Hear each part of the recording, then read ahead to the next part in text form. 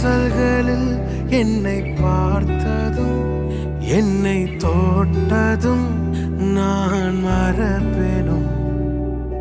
நீலை குலைத்த என்னை கண்டதும் என்னை வளர்த்ததும் நான் மறப்பேனோ.